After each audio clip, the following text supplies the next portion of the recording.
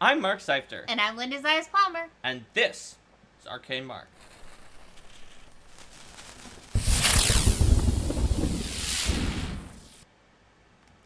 Welcome, everybody, to Linda's Adventure Skull and Shackles Part 3, the third part of the retelling of the highlights of my Skull and Shackles campaign. This is for a quick recap of where we were at and what was going on here. This is an adventure path that I have been running for just Mark, and it has a total of 5 PCs and 2 familiar friends. So why don't you start off by letting people know about your PCs and their familiar friends. Alright. So, I am controlling 3 characters in this game of Skull and Shackles. The ones that do not include the world's only harrowed medium, which Linda is playing. But I've got some of the more traditional characters in that I am playing the brother and sister Hector and Rin Ilium, or Mirani, but Rin for short. They are Chilaxian and the son and daughter of a Chilaxian admiral whose ship, possibly due to treachery, crashed on a very dangerous island in the Shackles where an incredibly powerful Rusalka killed their mother and everyone else on the ship except for them, and the 2 of them got really mentally affected by it but escaped, along with a baby tide pool dragon named Pontus that became Hector's spirit animal because he is a shaman of the waves. He doesn't know that his wave spirit is actually Besmara, and he's neutral and kind of the voice of reason, whereas Rin is the voice of unreason. Mm-hmm. She is incredibly dedicated She's the voice of adventure! She's incredibly dedicated to Besmara and has the campaign trait that says she is blessed by Besmara. She believes, based on the Besmara article of the Faith of Besmara, that Besmara is basically this, like, all-powerful, all-knowing, GM-like figure that is going to throw threats in your way because it amuses her, and if you do well, she'll give you awesome stuff. And you should therefore not be cowardly or shirk away from obvious threats that seem to have no real good reason to do them, because you will always get commensurate benefits if you do them. Whereas if you don't, Besmara will get bored with you, and she will have something horrible happen to you. Rin is the captain. They each also have a familiar. Pontus, the familiar spirit animal of Hector, is a very self-important tide pool dragon, as he calls himself, who is the emissary of the sea. And then Farusa, the coral capuchin of Rin, who is sometimes Pontus's foil, as Pontus tries to build up a horde of tribute that he demands from the sailors for the sea to, its fickle sea, to go their way, and Farusa tries to steal that horde. Then my third and final character, Antiope, or Tai, as she goes by, is a brawler from Port Peril who mixes almost every kind of fighting technique possible, and is a character who's very, in some ways she's very simple. She likes to fight, but she actually has a lot of complex motivations, and we had a lot of trouble determining if she was true neutral, neutral evil, or chaotic neutral, based on the way that she acts, like, for about half the campaign. Mm-hmm. And then, what did we eventually decide? Honestly, I don't remember. I think we eventually decided, but now I can't remember what we? it was. Was she neutral? Maybe gosh. not. I probably have to look that up. Oh, hey, it's Sheppy. Hey. Hi, Sheppy! Yeah, or is her limit still not listed? Let me see. And our giant file, no, that's Tethys. That's Tethys. That's our treasure. You have a lot of treasure. What spirits is Tethys at? We can look it up later. We can look it up later. There's Rin, Tai. Looks like we never put, oh no, here we go. It's true neutral. She was. She eventually decided true neutral. Because if we can't decide, then it's probably true neutral. She's probably not evil. She's probably but she's not like evil. Almost evil. And she's probably not chaotic, but she's like almost chaotic. She just likes to be the strongest. She's not afraid to beat someone up, but she's not gonna beat someone up unfairly. She also, like, mimetically gets grappled and knocked unconscious, even though she's ridiculously good at grapple. Yep. her grapple CMD is so unfairly high that pretty much nothing except a grapple specialist can ever escape from her grapples. Mm-hmm. Because there's a favored class bonus for humans that raises your CMD by like an absurd amount, but it still was not enough to prevent her from actually being grappled by the monsters. So She's also got a boarding pike from part 1 that we just call the boarding pike of OP.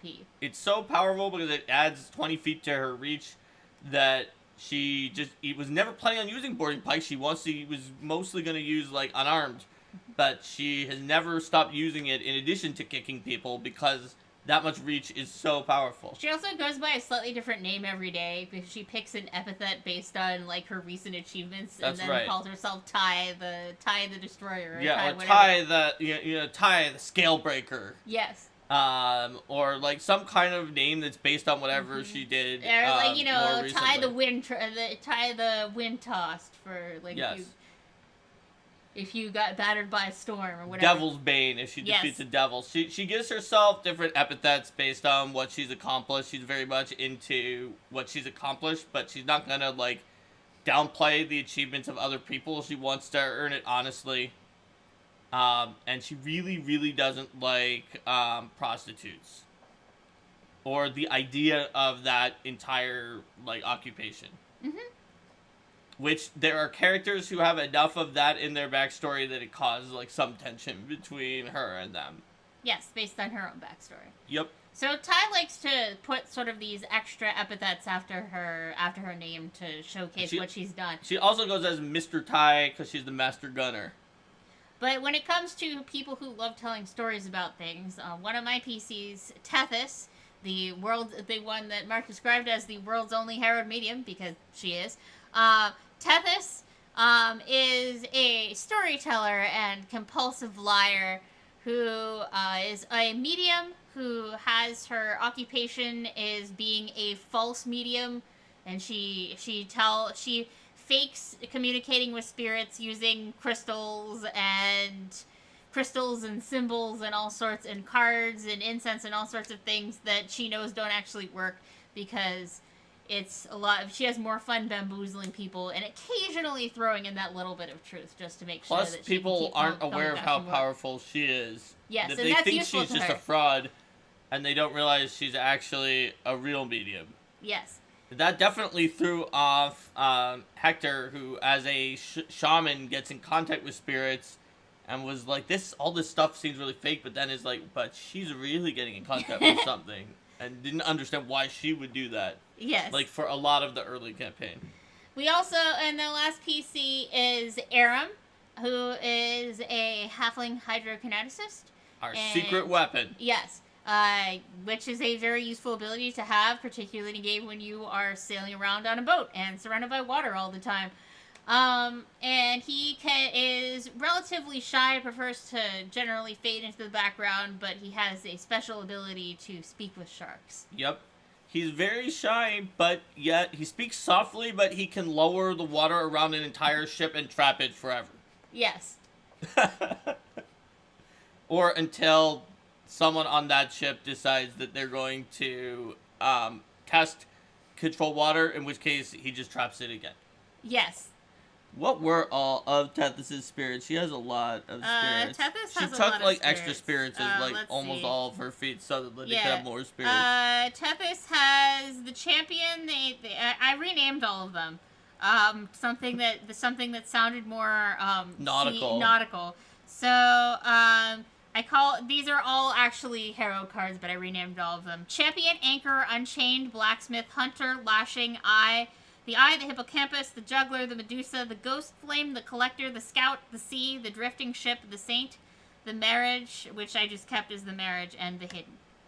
Mm-hmm. Yep, that's a lot of spirits. Yes. And I already have a plan at level 13. I'm going to take extra spirit again to get Tangled Briar and Carnival and decide what I call Oh them. boy.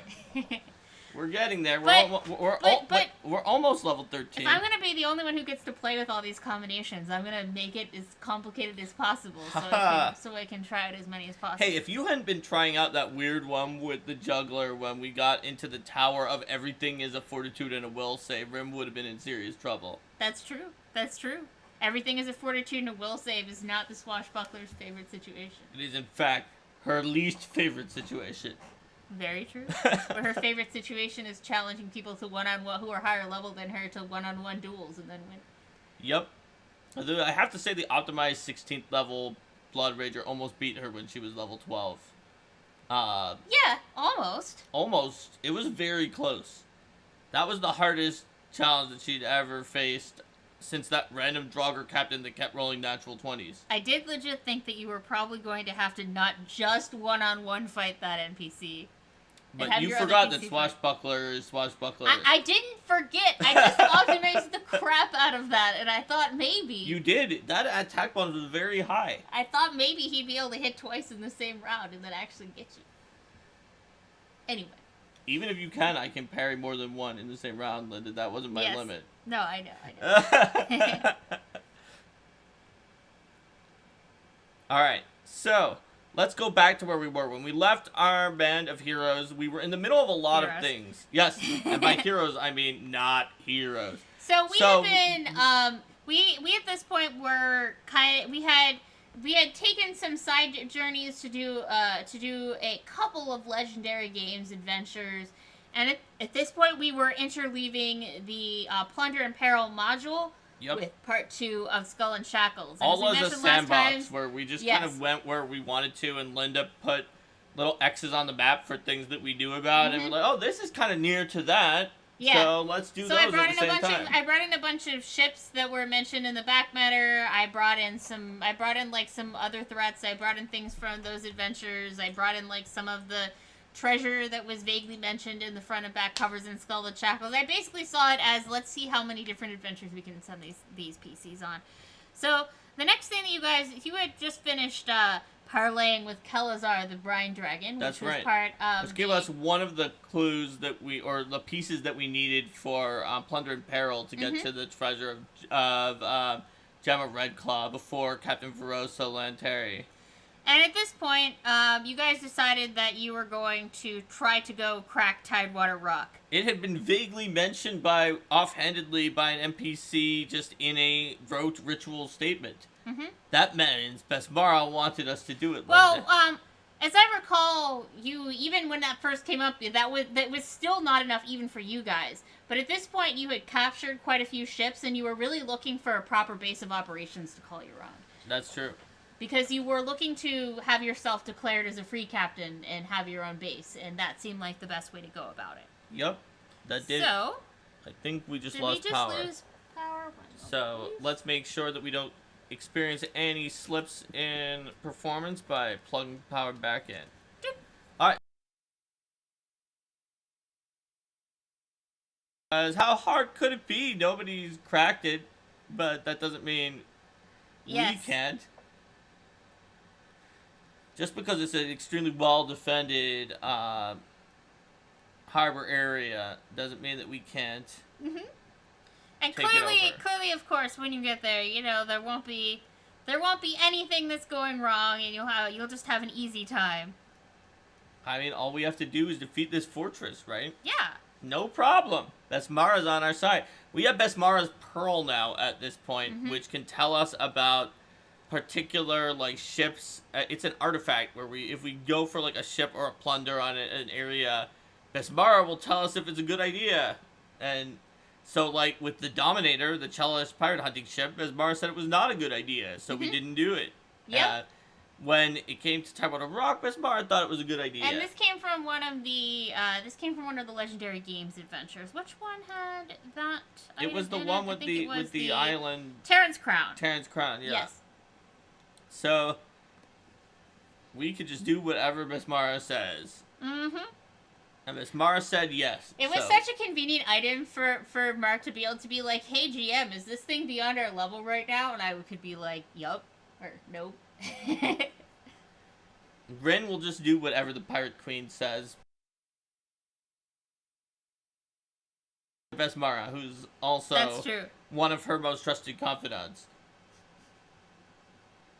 But who's a little more transactional, like most clerics of Besmara, whereas Rin, if you think of it all the way from the big picture, you could say maybe it's transactional because, she expects to get rewards and plunder. But she's also just, a a thrill seeker who's very excited by all of the parts of it, and is Mm-hmm. like, yeah, the plunder is part of, but the ridiculous challenges are also part of the benefits of Yes. Besmara. Whereas Sandora might say that those were trials that Besmara throws Mm-hmm. at you that you have to overcome to get the reward, which is the benefit. Yes. Well, there's a reason why Besmara likes Rit. Mm-hmm. So, when you guys were approaching Tidewater Rock, the adventure path gives a lot of options for how you can crack it, whether you want to just directly assault it and attack everybody, whether you want to try to sneak your way in, or whether you want to try to convince people that you're awesome. Yep. So, when it comes to this party, you guys did not, you guys were generally more on the side of talking to people first, at least to see if they would be willing to surrender to you and give them your treasure before attacking them. Yes, we always parlayed and gave people an offer, even though sometimes the parlay was that we attacked them with a sneak attack, and while we were fighting, we called on them to surrender. Mm-hmm. Like, we didn't give up the advantage when we thought we needed it, but when we came to Tidewater Rock to scout to determine whether or not we were going to sneak in and parlay with knives to their throats or just Mm-hmm. parlay from a distance, we could tell that something was a little funny about it. Yeah. Like, that this didn't seem like this impregnable fortress, like, filled with tons of ships that were defending it, or like the stories of this unbeatable place. There were really not that many ships and not that many guards either. So it was clear that something was going wrong at Tidewater Rock. Mm-hmm. And you guys soon discovered that indeed the Tidewater Rock had been. I'm trying to remember the exact order here. Did you guys discover that Tidewater Rock had been under attack before in talking to them, or did the attack happen just after? In talking to them. I think it was. I think I have figured it. Yeah. out that the original pirate who had taken it had died, and I think his widow was like Agasta Smithy. Yeah, Agasta Smithy. Mm-hmm. Was in control of Tidewater Rock, but did not really have that many forces. But that the reputation of it had kept people off for a while, but now some other people were trying to take it. Yes. So it was in a position where Smithy knew that she didn't really have the forces to hold it if somebody came in and made a direct challenge. So she tried to make sure that it stayed imposing from the outside, so the fortress's outside was maintained a lot better than the inside, so that when people would look at it, they would still think that it was properly defended. Right. But when the PCs snuck in, they definitely saw. We could tell that, like, they had a bunch of siege engines, but Mhm. they didn't even have enough people that were trained in siege engines to actually use all of the siege engines, for example. Mhm. And that was fine because we had extra crews that would want to stick around there on some of the ships doing ship repairs. They could do a lot of those working the siege engines from the tactical advantage of this very defensible region, and we could use it as a place to store our plunder. It quickly became obvious to Agasta and the others, like part of her inner circle at Tidewater Rock, that we were people they would want to ally with. So it became less a question of do they ally with us, and more a question of they were trying to put some provisos for their side into the alliance, such as possibly forcing Rin into a pirate wedding with Agasta Smithy, which is basically you get married, but mostly just to like share your stuff for a while. But through very strong charisma-based skills and the obvious show of force as well, we convinced them that they did not want to push too hard on that. And so Rin became the official pirate overlord of Tidewater Rock without needing to pirate marry Augusta. Yes.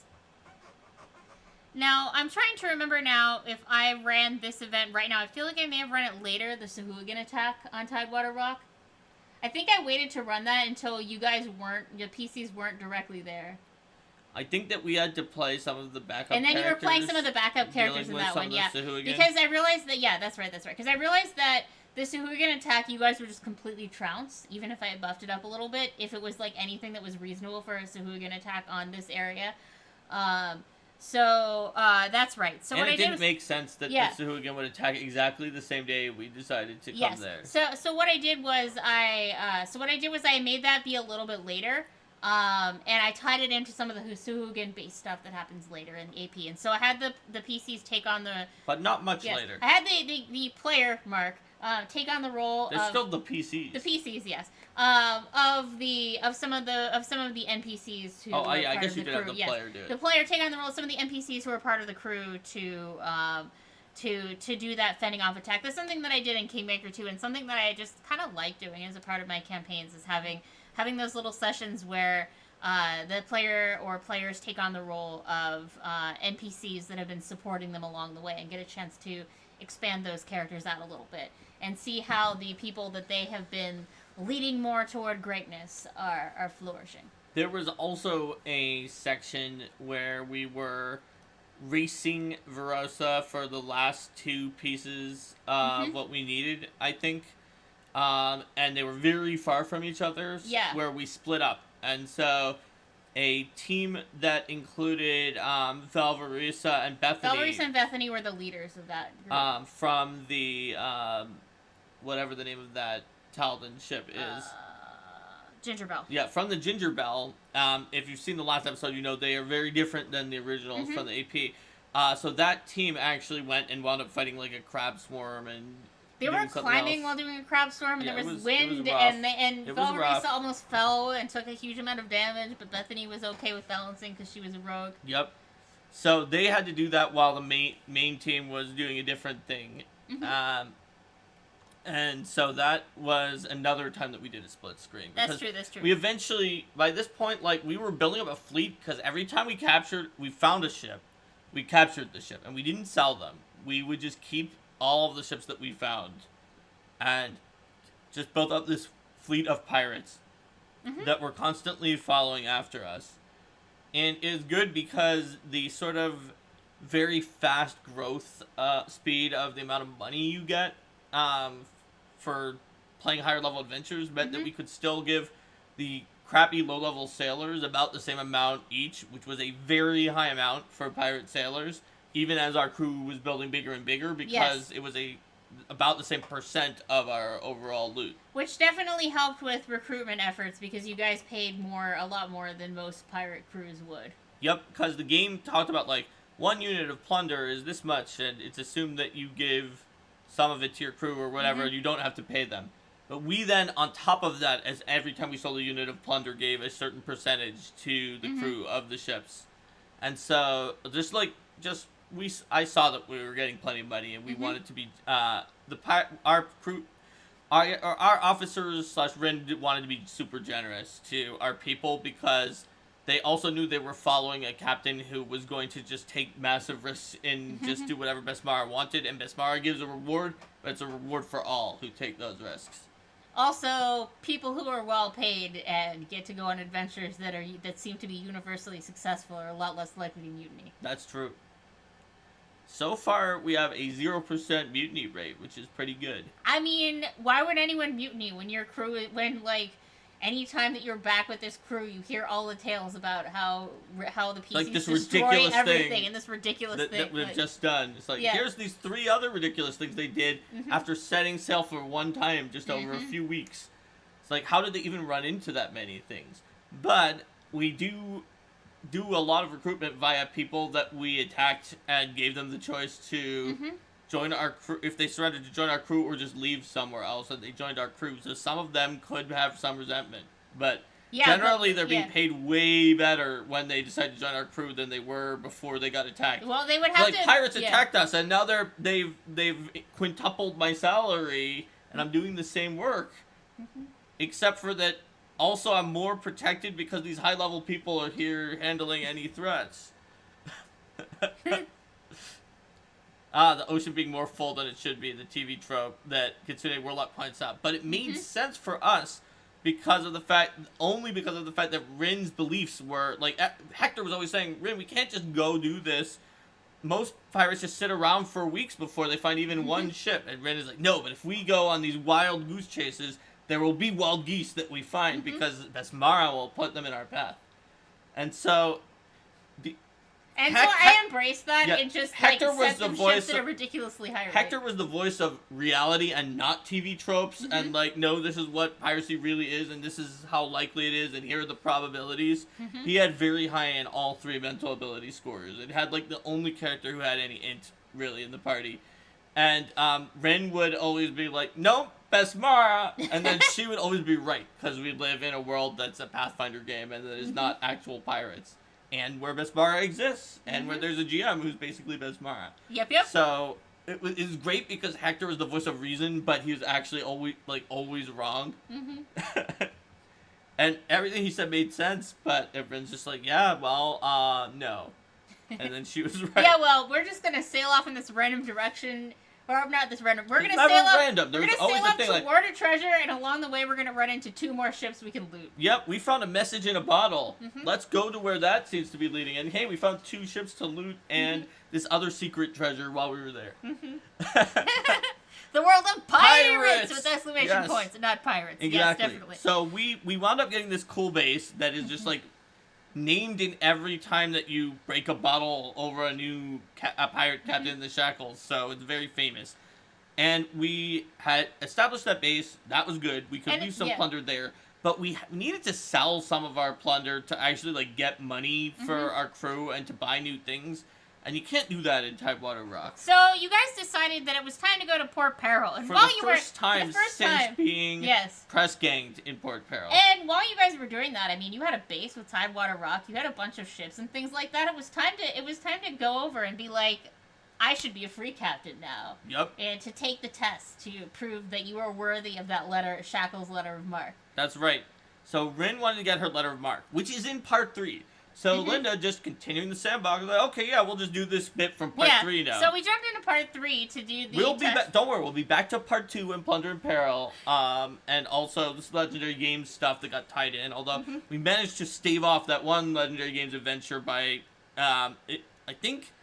You staved off half of that adventure by sicking Harrigan on it, and then I moved the other half of the adventure to another island. But we hadn't quite sicked Harrigan on it yet. Yes, you hadn't. Because that happened, I think, the next time we came to Port Peril after this one. Yeah, I think so. When we did some stuff to really sabotage Harrigan, who was also in port, and then blamed it on that guy from Legendary Games. Yeah. Well, as it turns out, part 3 does start with assuming that now you want to become a free captain, so it's easy just to jump into that. Part 2 was all the stuff to build up to be a free captain, but Rin, and to be fair, we had done enough Plunder and Peril that we'd done a part 2-ish amount of stuff. And more than that, because if you add the two Legendary Games adventures in that too, which were at the same time, you've done more than a total of part 2-ish amount of stuff. So it was not unreasonable for Rin to say, I think I should be able to be a free captain. And so she just demanded, respectfully, to be considered for free captain. Yeah. And Joe says, took the typical AP plot and drove it right out the rails. I mean, Mark mentioned, there was messages in bottles. There was also, this part of a message that was in an amulet that was, the one thing that Ty had from her father. And there were these other side quests that were going on at the same time, too. Yep. That were beyond the ones in the adventures. Ty never knew who her father actually was, and she wasn't absolutely 100% sure that the necklace was from her actual father and not from someone who thought that he was her father, or that her mother thought was her father, because her mother had a lot of partners. And but in her mind, it was the one piece of loot that connected her to someone that abandoned her that she didn't know. That was before her mother abandoned her and was just like, you cost too much, go do something. Yep. But it wasn't until a later part when that started coming together, because she just had this necklace and it was like, well, how do we know what this is necessarily going to mean until later on? It wasn't until later on that you found a matching amulet at another treasure hoard and were able to start putting those pieces together for that mystery. So we hadn't gone back to Port Peril. We had made some sales before this point, because obviously you might be like, whoa, I know how much plunder you get. You couldn't have fit that even with those extra ships. You made sales in Lillywhite, for example. We made some in Lillywhite. We also made some in the island. Besmara's Throne, you sold a little bit. We hadn't gone back to there yet. But that was later. We went to the island that Tessa Fairwind has, where they have 2 cities, one of which is is becoming like the secondary port for selling things, and you don't have to wait in customs as long as you do in Port Peril. And I can't remember what the name of that one is. It is falling out of my brain now. But it is, we went to a bunch of the Shackles Islands as we were going past them. And we wanted to gather information about certain of the clues for the multiple different treasure hunts we're on with these hints and these. Oh, another thing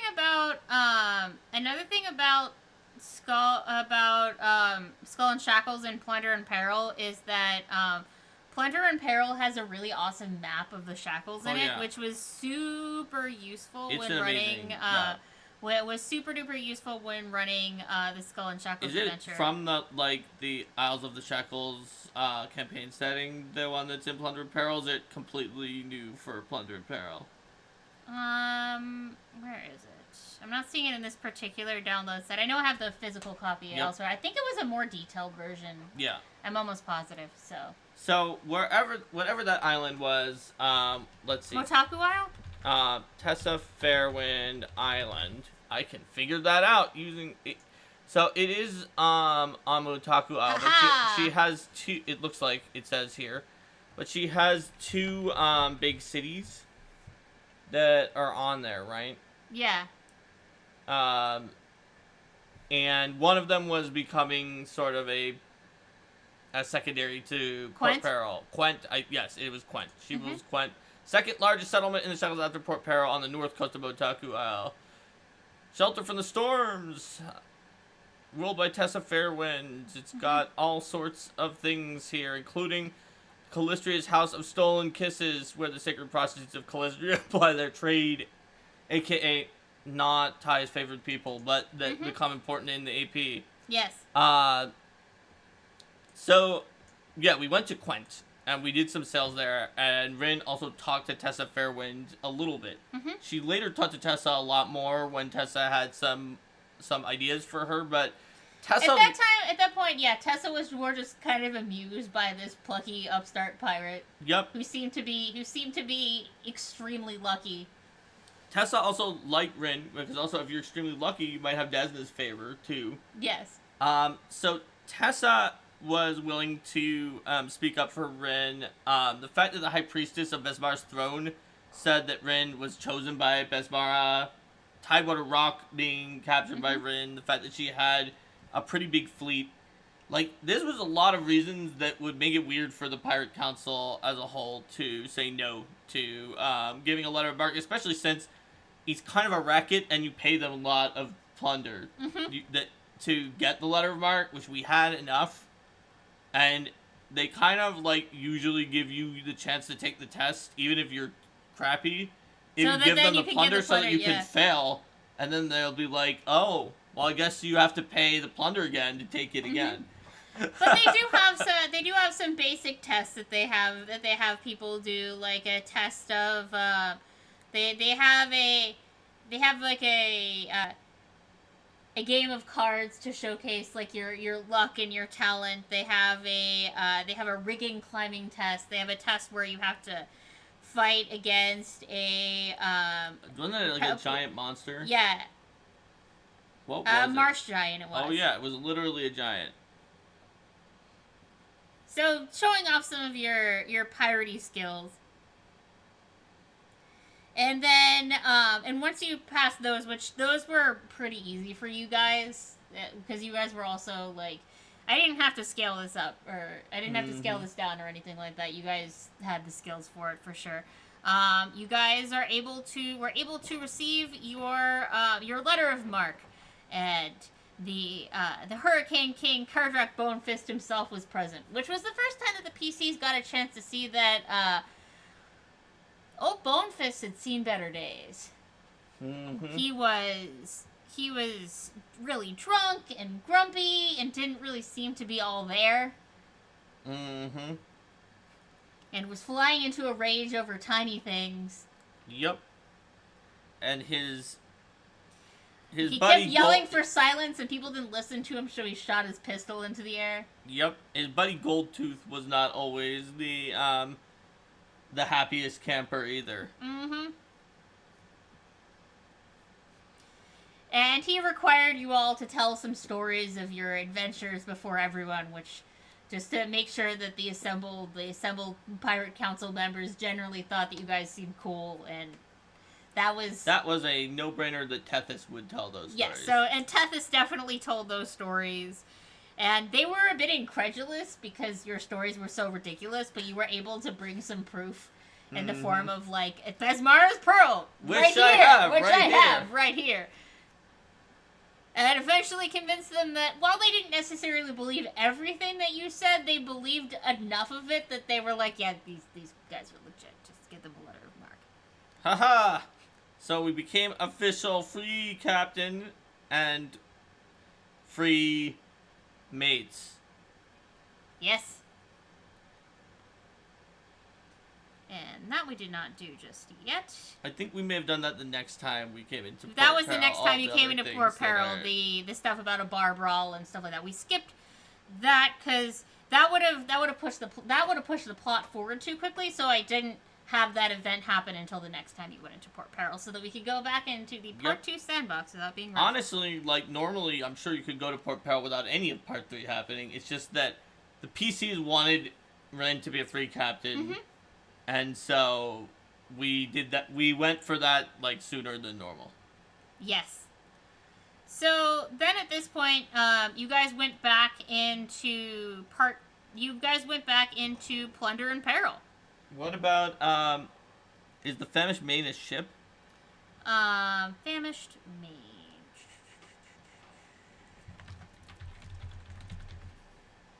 Where was that guy?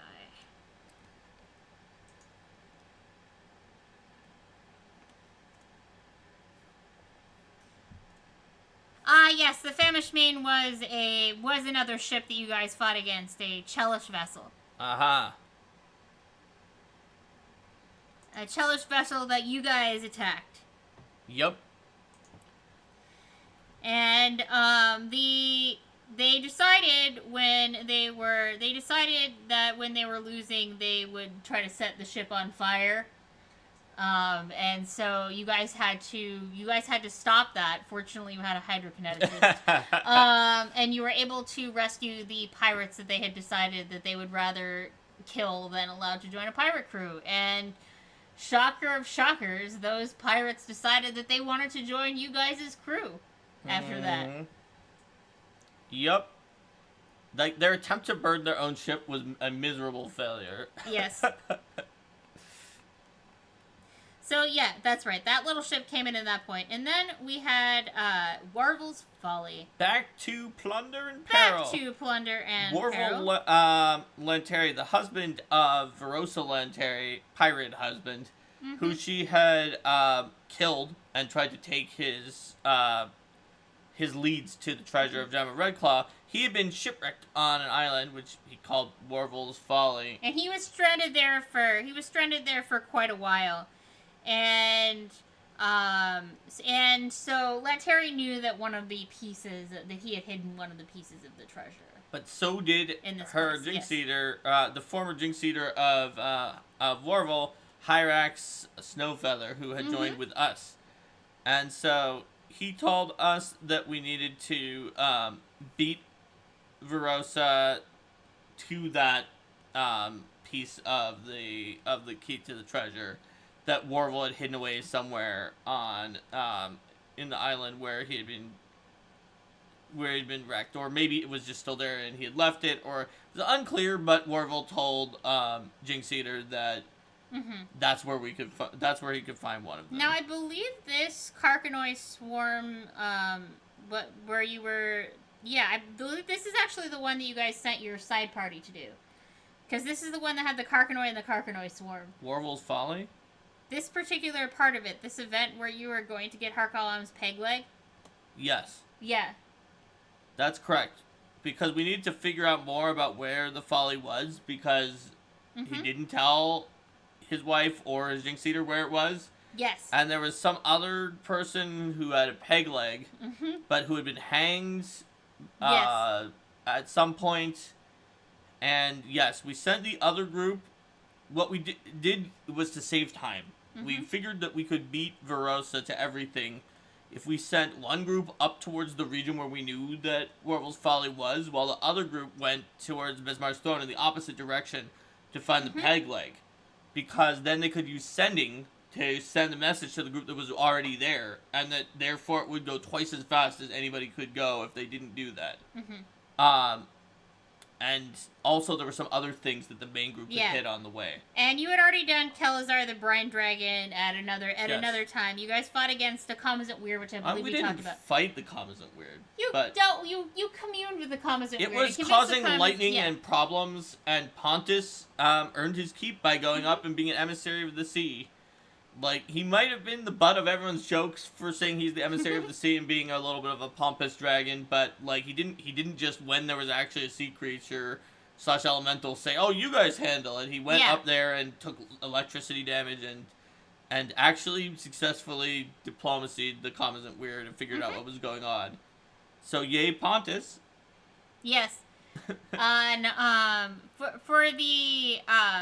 For this island, you ended up trying to skirt around a giant Archelon to make sure that it wasn't going to cause any. First, the other group like we said before, fought the crabs, and they got the peg leg. They got us the info. We did get there first. Yes. And the giant Archelon is a giant turtle. That's not obvious. I only remember because I remember this happening. Yes. There's a giant turtle that you guys didn't want to disturb the very territorial turtle and have it possibly cause problems. We didn't want to hurt the turtles. They are cute giant turtles. There were also baby giant turtles, they're cute baby giant turtles. Yes.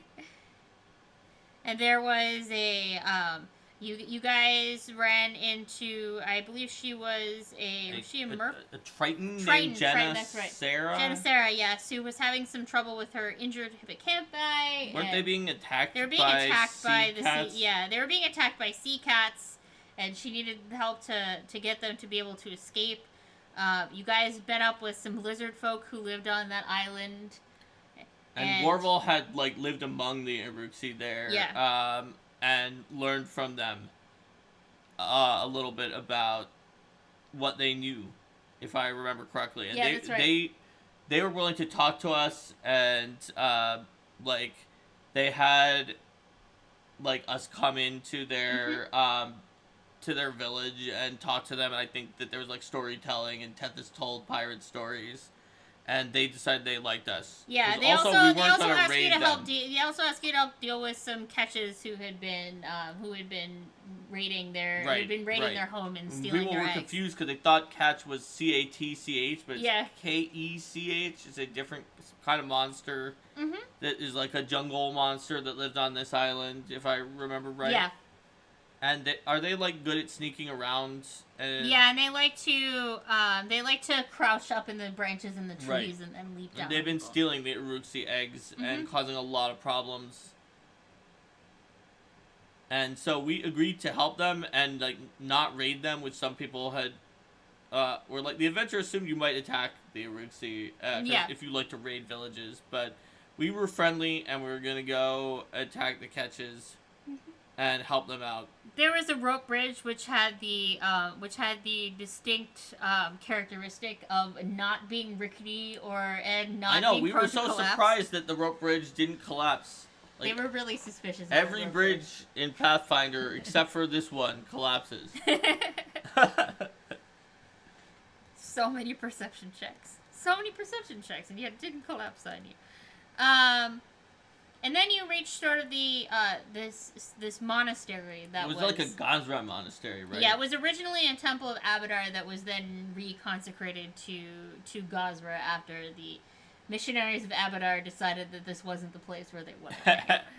But now it's broken out, and there are pieces that are exposed to the wind and the waves in different areas. Yeah. And so both the wind and waves aspects of Gazra have become a part of this place. It's really interesting structurally too, because then the idea is that you have sort of this orderly regularity and symmetry of the Abadar temple, but then walls have fallen down, and here the sea comes into the main room, and here the winds flow across some of the... It's got the true neutrality of Gazra with there's order, but there's disorder, and it's just the way that nature grows out and changes things.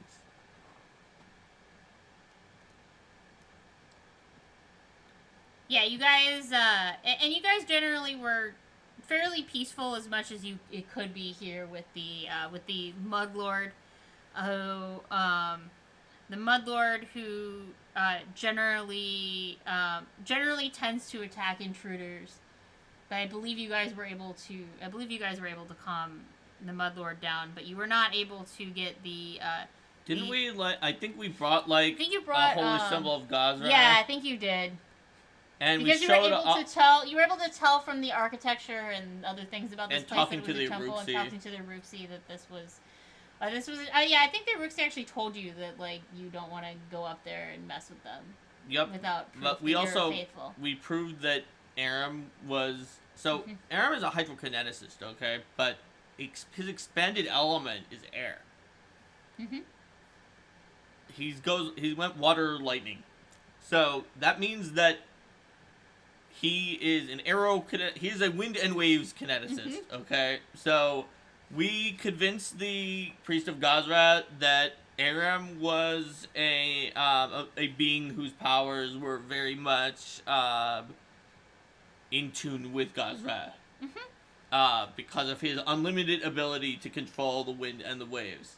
So Husplup decided that you guys were not people that he wanted to kill. And we were generally just respectful to the religion of the Gazra people. I don't think you were able to get out of fighting the Necrophidiuses, though. Because they were like their constructs were they built by they were built by the druid who made this place, and they specifically attack anyone who does not have a holy symbol. But I think we had a holy symbol, so Did they you not didn't fight attack these us. Okay, maybe you didn't fight these ones. I'm pretty sure that you said there were statues or something that would have attacked us. Oh, if we that's didn't right. have That's the right. symbol That's of right. Gazra, Okay, I didn't really remember that combat too well. That we anyway, didn't attack them. That makes sense. And there was this really powerful air spirit Divine too. Guardian, Air Elemental, and and also the Oceanid who was there as well. Wait, the Oceanid wasn't in that temple. In the lagoon, that was the Oceanid was nearby, a different thing. So we Yeah. dealt with that temple overall, and we figured things out. But I think that what we discovered from them was that she was the one that the Oceanid is the one who sent the sea cats. She's the one you had to deal with in that underwater combat, right? Yes. That's right. The Oceanid had sent the sea cats to attack the Hippo camp by and was just generally a threat to the area. But I think that the Gazra people told us something like, "Oh, we actually don't still have this item. The Oceanid has it now," or something like that. Right. There was some reason after we dealt with the Air Guardian that we had to deal with the Oceanid. We already told the Triton that we might take care of the Oceanid for her because we like the Triton. And you also got, but one thing that there was in this area was the map and information about where the last place that you needed to go to unlock the treasure, Black Coral Right, the Cove. final location where when you bring all the parts that you need to go. Yep. And so we fought the Oceanid in a very underwater combat against an Oceanid is usually really bad because most range attacks don't work underwater, but the Oceanid's attacks do. But so do hydrokineticists. Yes, Aaron was definitely the MVP of this fight. Because she's Tethys fast. Tethys did pretty well too because Tethys has a fast swim speed. And I think that Tethys had a swim speed from that, and Rin had a swim speed from something else. Touch of the Sea, or even Monkey just fish? something else that just gives it to her. One of the items, maybe. Ty had a I swim don't speed remember from an item we found because she was the only one who didn't innately have a swim speed at that point.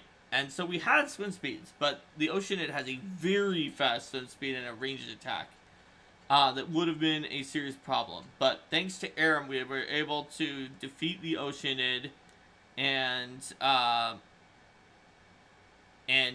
take all of her treasure and protect the hippocampi from being attacked by sea cats.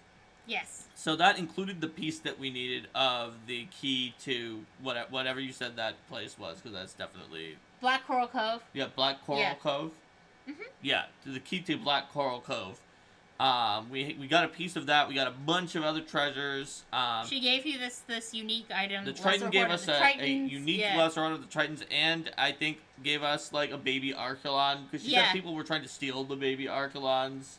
It was like not quite a baby, like it didn't need its parents. It was like a juvenile Archelon as a friendly turtle.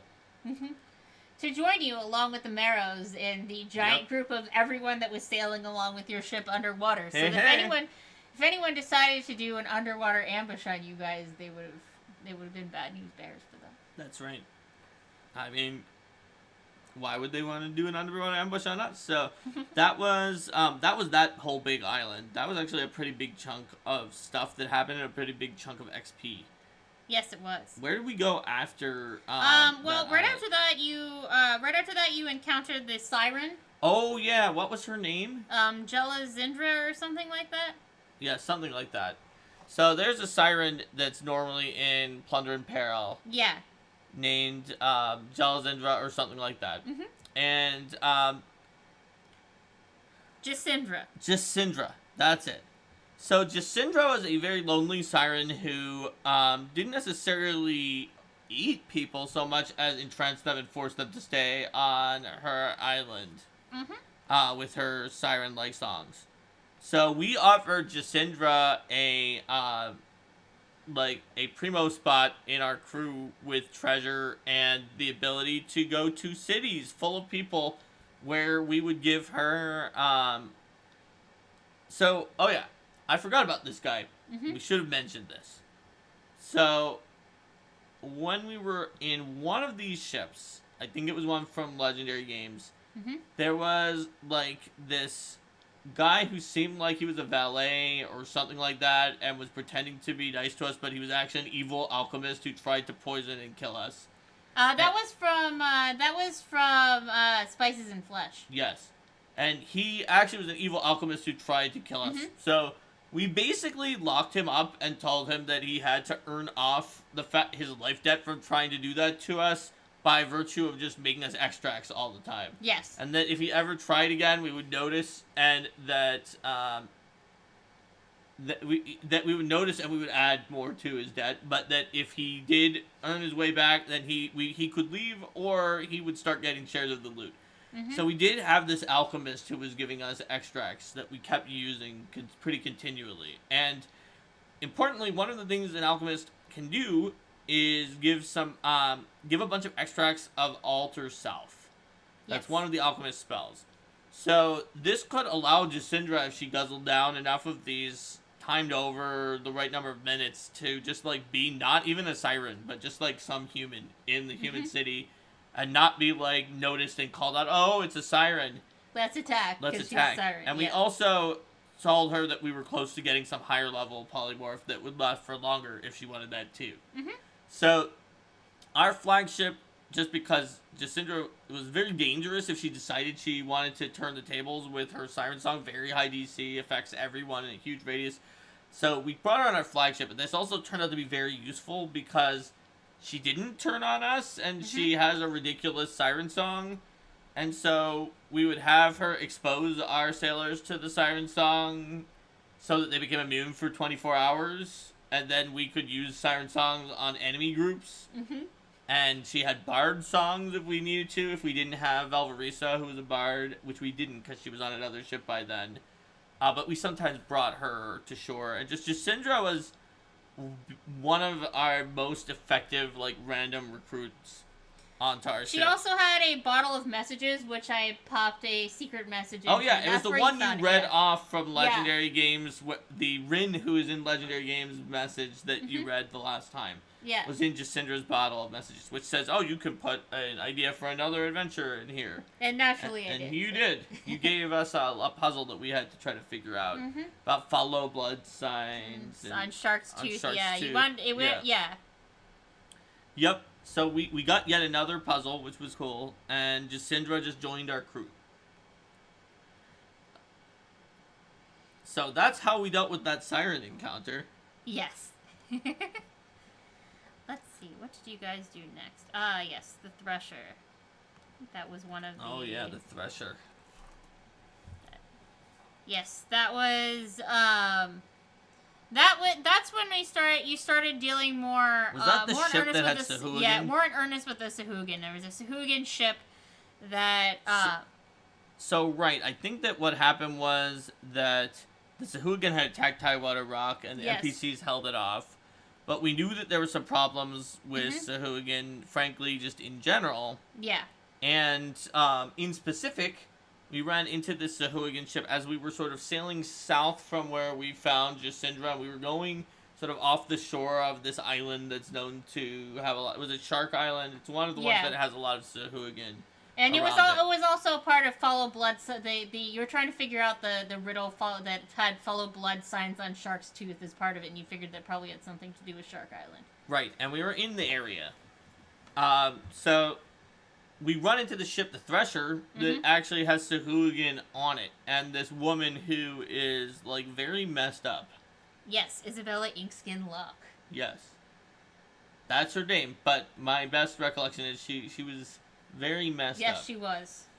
She had not had a good life. Mm-hmm. And she had a treasure map tattooed on her back. Yep, that was a very gross treasure map for us to take. Yes. But we did, because it was a treasure map. Mm-hmm. But you guys were able to follow that map to. Also, why wouldn't you tattoo a treasure map like on your hand or your front or somewhere you could check it? Like, it's literally, if it's on your back without like a lot of mirrors, it's only there for like the people who kill you. Because she was not the one who chose to have a treasure map on her Oh yeah, back. that's right. That's part of her. That's issue. That's part of the original pirate captain who she hates, who had like done horrible things to her. Among other things, decided. Didn't she like lose all of her teeth and replace them with like like fangs or something like that because he had knocked them all out, and he was not a good person.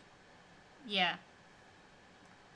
And she was not interested. She was not a good person either. She did not trust anyone, and she was in a situation that was so horrible that working with Sahuagin and Dagon seemed like an upgrade. Yeah, it's like, well, yeah, I mean, the PCs didn't know about her tragic backstory. They just knew that she was working with Sahuagin and Dagon doing Dagon things, and that she would never surrender. She would never surrender, and she would fight to the last to try to kill them. Yep. Maybe it was Wooden, I don't remember, Joe. But at any rate, you guys fought against a giant number of people on that ship. That's definitely one of those fights where, definitely one of those fights where we abstracted away some of the massive numbers of people, because otherwise you'd have like 30 people on the ship. When there's fights with a lot of things, I usually try to assume that like the PC ship mooks are going to fight against some of their ship mooks, and then you have some of the main fight. The Sahuagins around here were some of the ones where you didn't, and we had to fight them all. I remember too, because at one point we went to soon after this we went to an underwater dungeon that you added, and we had to fight like 30 or 40 things, and we didn't bring our crew, and we had to fight. Well, that was because you didn't bring your crew. But in this case, underwater. Were you expecting us to? No. But I'm saying, like, in a case like this, where it was like Buccaneers times 30, I wasn't gonna have you fight Buccaneers times 30. I was gonna be like, yeah, your crew can handle it. But that was sort of a different change of pace because you guys didn't bring your people, so then. And they were all at least of the level of Sahuagin, which is better than Buccaneers. Yes, that's true. Sahuagin were more dangerous. The Buccaneers and the Sahuagin, and then in the Thresher. You now had the map to Mancatcher Cove, which we only much later found out that we had the map to. A little bit later here. See, we went to Mancatcher Cove fairly soon after that. We went to a lot of other things that didn't give XP in between that, though. The Screeching, this is a huge amount of XP for Screeching. Also, Thresher and Dagon was a lot because after the Thresher, instead of going there, we found out like that there had been these kidnappings of like just people going missing in the nearby town, which we thought maybe that was connected to something. It turned out it wasn't, but that there were Sahuagin sacrificing to Dagon in this mini side dungeon that Linda had created. That it was like underwater, and there were lots of little places where it was 3D, where you would go down into a small tube that connected to somewhere else, and there were sharks everywhere, and there was Sahuagin, and there was a giant encounter with a lot of Sahuagin at the end. And we managed to beat that, and that was a boatload of XP, as well as some additional treasures that we took. And that took a while. We tried to, like, follow some of the clues. We reached some dead ends. We were talking to people. We went to a few different islands that didn't give XP. And then there was another giant thing that we did that was also not Mancatcher Cove. What was it? It should be on the list of the spreadsheet. Screeching Parrot. It was the Screeching Parrot. What was the Screeching Parrot? Is that like the parrot that was telling us to do something, or like the Clockwork Parrot, or some kind of like one of like the front matter or back matter? Or there was also was that where I put in the Clockwork Dungeon? Maybe. So because that was from like Razor Coast. Yeah, there was a Razor Coast adventure that I adapted somewhat. And you we had found to some like, cute jade bat constructs in there, and it was somewhere around and here. it was partially based out of there had been like a big ruined ship that ran aground that let you see that there was like these weird caverns that were cut into the side of a giant rock, and then you went into we may have found like a parrot or some other thing that was like a construct parrot that was from front or back matter Skull and Shackles that had nothing connected to it in the front or back matter other than the picture being like, there's a parrot that does this, and then you were like, I'll attach that to Razor Coast. Yes, right, that's right. So, I'm pretty sure this is where we put in the Razor Coast adventure as well. So because that wasn't that in the weren't you generally in the south? I think you were generally like the mid near Shark Island. Yeah, that's like that's in the. I thought that was in the west. Maybe not. West Besmar's Stone was more west. We had been in the northeast and we ish towards Warvel's Folly, and we had gone back to the south somewhat to Shark Island, I think. Whatever the case may be. Yep. Point is that that's where we were. So we dealt with this area, which was basically, if it's the one I'm thinking of, which was that ship, it had been wrecked, but it was sort of diagonal, and based on the way that it was set up and the way that the tide was, like certain sections were underwater. There were other sections that had like been disconnected from others due to the way it collapsed that had different types of monsters in it. And eventually we found the jade bats, and as well as quite a bit of plunder. Yes. That we could bring back to our crew. Let's see. Was that the one with the weird, Was that the one with the weird, like, old Clockwork Workshop and ghosts and stuff like that? Yes. I think it was. I figured exactly where I put that, but I'm pretty sure that's what came at this point. Let's see.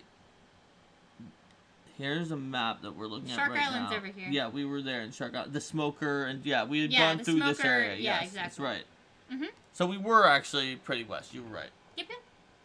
I did remember that. Yeah, we had circled back to the west after we got the one that we were racing Verosa for. Mm-hmm. So, after that, we had done... And we had gone through and we had talked to people on Shark Island, and there was some role playing that this thing that we have is a spreadsheet of all the XP. Yes. We went back to Besmar's Throne because we circled back and joined up with the rest of our crew and talked to them about what they'd seen. Went and had a meeting with the High Priestess of Besmar for the first time after that she had seen Hector and Rin since Hector and Rin left to go to Port Peril for Rin's destiny, and she said some. Like, oh, I found what the Screeching Parrot was. It wasn't that. What was it? The Screeching Parrot was the Screeching Parrot was the ruined ship, which this was Fall Blood Signs on Shark's Tooth. Oh. This was the ruined ship that you guys found by following the Oh, it was the thing from the Blood Signs on Shark's Tooth puzzle. Yes, I thought we spent a while trying to solve that puzzle. That's true. That's right. So, okay. We did do that thing with the Jade Bat at some point. But that was later. I can't remember when it was because these are all sort of very separate. But the Screeching Parrot was the reason you can't find it online is it was the thing Linda created That's right. to follow that bottle of So messages. the idea was that this was actually a strange bottle of messages that had the ability that it stored the location of the greatest treasure of whoever currently held it. And once you did that, you couldn't. It was like a cursed bottle that you couldn't really get to go away from your ship as long as your ship was still about. But then it would float around and let people come and find your treasure after you sank. That's right. So that was what happened here, and then so it actually brought you to the location of a treasure that was a sunken ship, and you guys are like, how did a bottle of messages take us there? And then when you were analyzing, you were like, oh, it's a cursed item. Yep. And so you realized what happened was that it couldn't be opened, and if you ever tried to get it more than 100 feet away from your ship, it would just teleport back into your ship until you broke the curse. And this is where we fought the Draugr, including the Draugr captain who kept rolling natural 20s. Yes, that's true. That's what we were here. That's right. Mm-hmm. There was a whole little dungeon that we had to go through once we had solved. Yeah, there were some more Sahuagin in this one. There was a story of a pirate.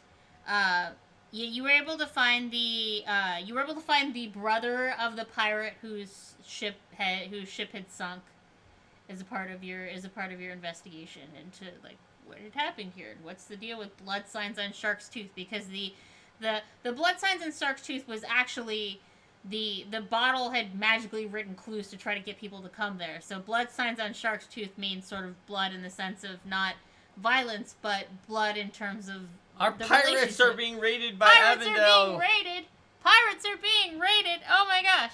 So yeah, so you guys were able to find multiple treasures, actually, both the sunken ship and where that pirate had kept some of his treasure stored, because the brother offered that as a reward for figuring out if you could actually find his ship and bring back his remains. So after we beat those Draugr, and that was a close call, we actually did go to Mancatcher Cove, which finally is the last place that you're supposed to go in part 2 of Skull and Shackles. I know we've been ping-ponging around the Shackles and going everywhere else except there, but we actually did I don't know, I feel like you avoided Mancatcher Cove for less time than you avoided Tidewater Rock. That's true. Relatively speaking. That's because Mancatcher Cove was a hot tip, whereas Tidewater Rock was like why would we actually do this? Even Rin thought it was a stretch. But you eventually did it. You eventually did basically everything in this adventure path that wasn't attacking random villages. Hey there, everyone. Hi, hey, Cthulhu. When we went to Mancatcher Cove, that was the main base of the Sahuagin who had been attacking the area, as well as some of their allies who were not Sahuagin, if I remember correctly. Yes, some of their allies who were sharks, for example, and also they had some human allies as well. And was this also the place where they had been attacking the local Lokatha? Yes, they've been attacking the local Lokatha. Or the local Tha? I knew you were going to do that. Okay, you did it. Yes. Well, Kitsune Warlock, if you love Sahuagin, I recommend Raiders of the Fever Seed.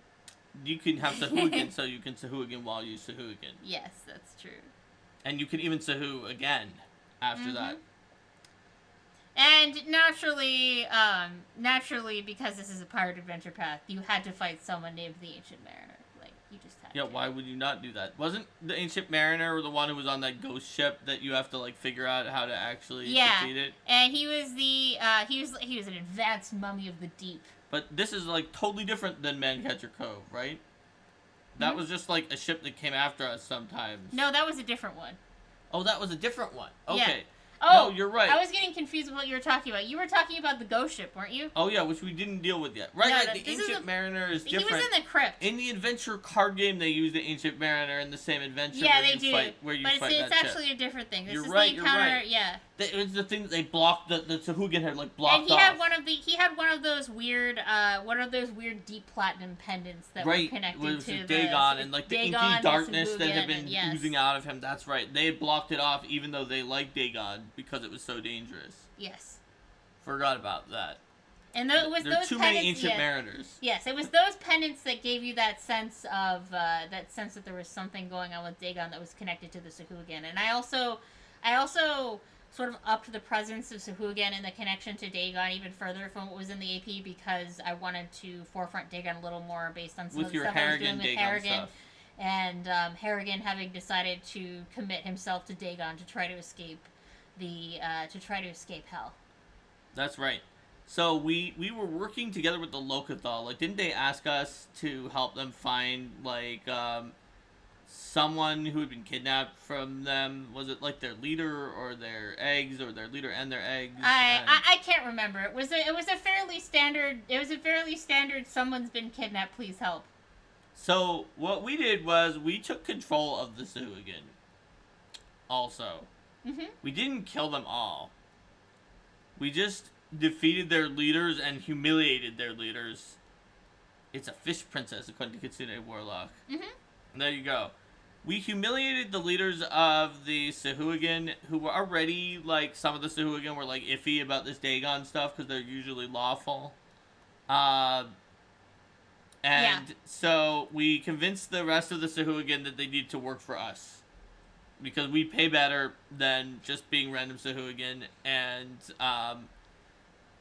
we are more powerful, you and can otherwise see the general pattern of this, of the PCs being like, we can kill you, or we can give you a lot of money. Also, don't try anything stupid when you're working for us, because you've just seen how we could easily kill you.